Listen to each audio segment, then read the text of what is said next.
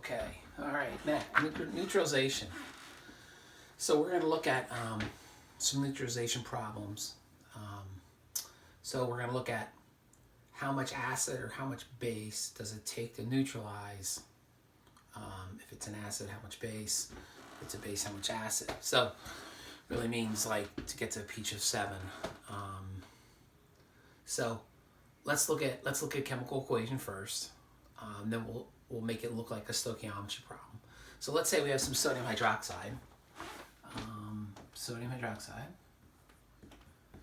And we want to neutralize it with, let's say, phosphoric acid. So phosphoric, it comes from 8. So we know it's the phosphate ions minus 3. So we need 3 hydrogen ions. We're going to need 3 of these, okay? So we got the phosphoric acid. All right. So we're going to neutralize the base with some phosphoric acid. All right. So let's make this look like a double replacement reaction. Do you see the 4 ions? Sodium ions, hydroxide, hydrogen ions, and phosphate ions. So I don't know how you remember doing this. Maybe doing the outers and inners. Let's see what happens when we put the outers together. Sodium ion. Sodium's +1. Phosphate's -3. To make that neutral, we need the 3 sodium ions. All right. And then the hydrogen ion and hydroxide ion. So if we have a hydrogen ion on hydroxide, that's just going to make water, H2O. Now we'll need to balance that equation. So look at how we're going to balance this. Look at the sodiums first. Check that out. Yeah, we'll put 3 here, right? And now if you think about the hydrogens here, we got 3 here and 3 here, so that's 6. But a 3 here, that's 3 oxygens. Looks like there's 3 there. Now keep, just balance the polyatomic ions here. You see there's 1 phosphate here, 1 here. So then just look at the oxygens, 3 and 3. So that's balanced. So notice, this is a base. This is an acid. And you always get a salt and water. Okay, neutralization reactions. You always get a salt and water. A salt's an ionic compound. A cation and an anion. Positive ion, negative ion. All right.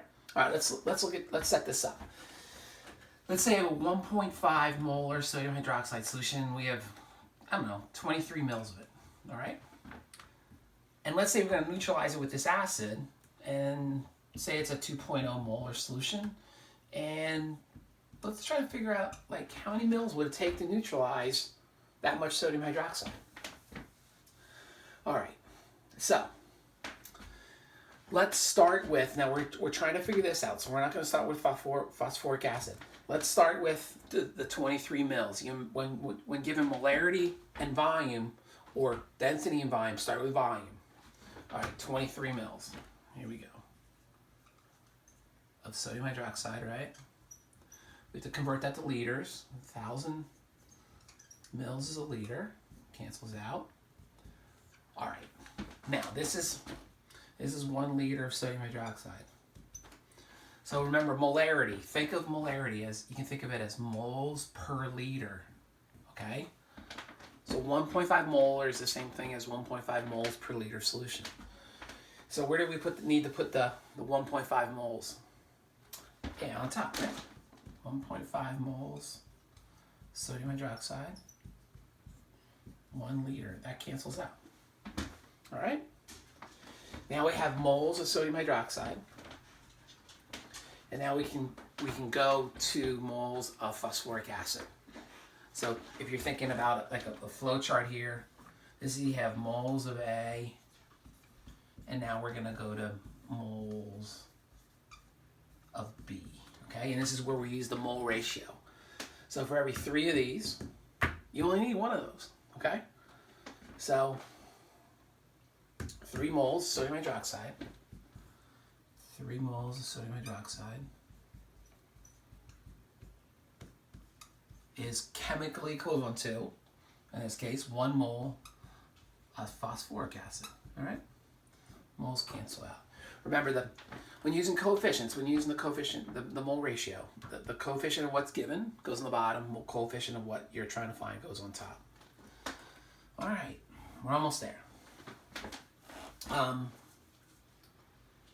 So we have molarity next. We got to figure out mils, right? Remember, moles per liter. Where are we going to put the 2 moles per liter? Where are we going to put the 2 moles?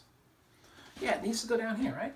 2 moles of phosphoric acid for every 1 liter. Moles cancel out. Okay, so kind of clever with that molarity. And then just multiply by 1,000 to get mils, okay? I'm afraid I don't have a calculator here, but you just multiply and then divide by, it looks like you're going to divide by 6,000. Okay, so this 1,000 cancels out. Let me use a different, I don't want to confuse you too much here. So that's how you do that problem, okay? Neutralization problem. I would like to do one more neutralization problem where we're given the volume of either the acid or base, and we need to figure out the molarity, okay? So let me just erase this real quickly, and we'll get to another problem. Maybe we'll use another base, another acid. I won't give you the formulas of the bases and acids. You'll need to be able to write those formulas. Remember, there's a video on acid nomenclature you can review if you need to. In reality, you could just Google it too, right? That's where we are. All right. Okay, so let's take magnesium hydroxide. Magnesium hydroxide's a base. Magnesium's +2, hydroxide's -1. Acid. Let's look at, how about hydrobromic acid. Hydrobromic. So ic comes from ide. So we got bromide, right? -1. Hydrogen, we need just 1. Hydrobromic acid. All right. That's going to give you magnesium bromide. Magnesium's +2. Bromide's -1. We're going to need 2 of these, right? Let's get rid of those charges. Don't keep the charges there. And the other product's got to be water. Yeah, H2O. Okay, let's balance that. 2 bromides, 2 here, and then I'm sure we'll just put a 2 there. Now, to make this look a little better, right? These are aqueous solutions. So this is magnesium hydroxide. It's dissolved in water. Hydrobromic acid that's dissolved in water. We get that salt that's in water. Of course, what we'll have is these guys won't be together. I mean, the magnesium ions will be surrounded by water molecules like this in solution. It's called ion dipole. Next to the, no, next to where I sit in the living room, maybe. Yeah. That was my wife, Allison. Needs the keys for the car. All right, so let's see if we can figure out the concentration of this. So this is, we got to figure out that. Hey, you know what? I'm going to change this to a solid. Let's change that to a solid. Let's say we have 2.58 grams of magnesium hydroxide. And let's say it takes 4.5 mils to neutralize it. So we want to figure out, hey, what concentration of what was that acid? All right? We're just changing this up a little bit. We can't start with this. We don't know both of these, the information about this. We don't know molarity. We know the volume. But we know that. 2.58 grams of magnesium hydroxide. So, what do you think we have to do? Yeah, convert that to moles, right? Let's convert that to moles. All right, so 16 plus 1.01, 17.01. We're going to multiply that by 2. And then magnesium is 24.31. It's 3 point. We got 14 plus 4, 18,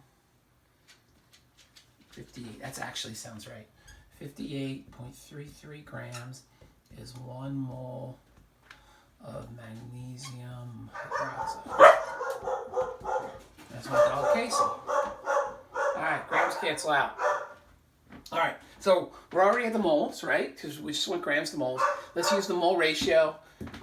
For every one of these, there's 2 of these that are needed. So for every 1 mole of magnesium hydroxide, 2 moles of the acid will be needed, okay? So that cancels out.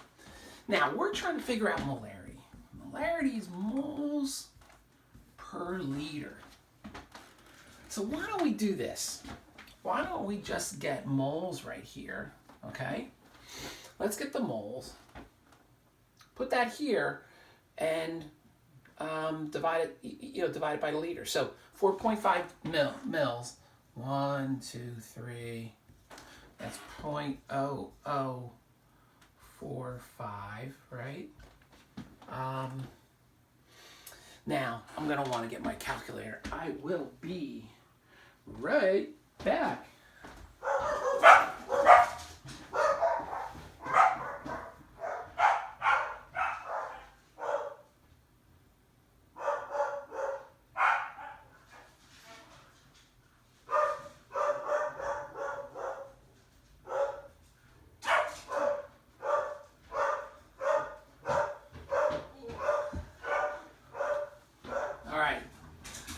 Boy, this is amateur hour today. Sorry about that. It's Memorial Day. I'm doing this on Memorial Day. I should wait till tomorrow morning.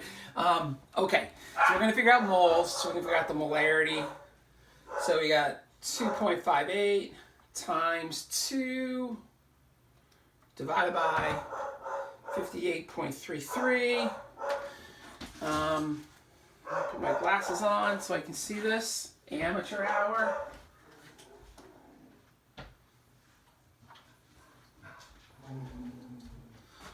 All right,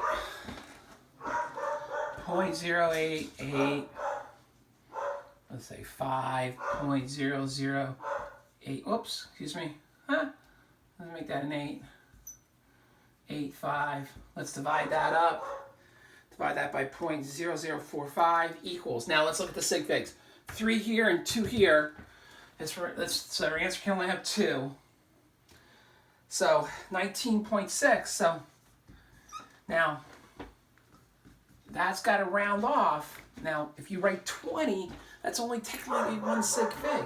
So let's put that in scientific notation. So it's 2.0 times 10 to the first molar. So if you use proper number of sig figs, put in scientific notation, you can never go wrong.